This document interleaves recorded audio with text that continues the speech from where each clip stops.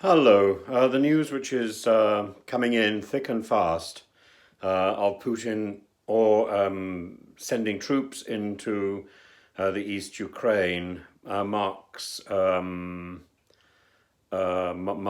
Ukrainian crisis out, and Mr. Putin as disappointing, and it marks Putin's actions as those of an international predator. I had hoped for something slightly better. Now, what's interesting is the way this has been done, and once again, I have no idea whether this is going to be fully covered. So, Mr. Putin has signed a resolution about an hour ago, recognizing the Donetsk and Luhansk regions as the DNR and the LNR respectively. These are two independent republics, independent of the Ukraine now. And the important issue is that the area which has been occupied by Russian troops, whether they are indeed genuinely Russian troops or these paramilitaries, these Wagner, I'm not really quite sure how one's supposed to pronounce the name of that particular force, but it is well known that that's made up of ex-professional Russian troops, and they were the ones who took over that region in the first place. So that region occupies the bottom part of the region of Donetsk and Luhansk.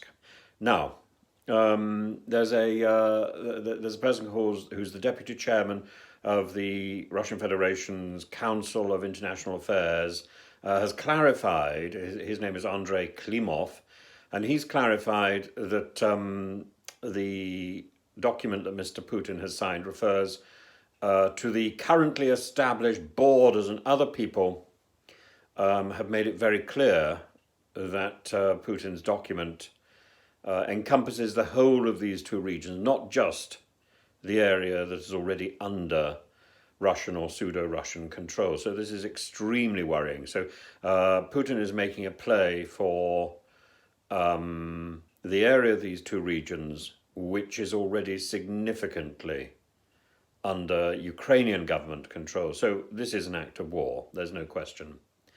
And this follows a Duma request, a request by the Russian Parliament on the 15th of February, that it recognizes the independence of these two regions. Now, this request was put forward initially by the Communist Party, although a similar, more cautious proposal was put forward by Putin's own United Russia Party. Now, as far as I can see, quite a lot of people from the United Russia Party voted for the communist proposal, which won by 40 votes. So what we're told is that the Russian parliament reflects the mood of the people, and that Mr. Putin is simply following an order from his parliament. As I say, it's hugely disappointing. This is the point at which Mr. Putin crosses the Rubicon. This is the point at which he becomes an international predator. Anyway, do follow the channel, do ring the bell, do let me know what you think. And as I say, if anybody is in the region or is reading this or listening to this, I'd be very interested to hear from you. And I'm so sorry this is happening.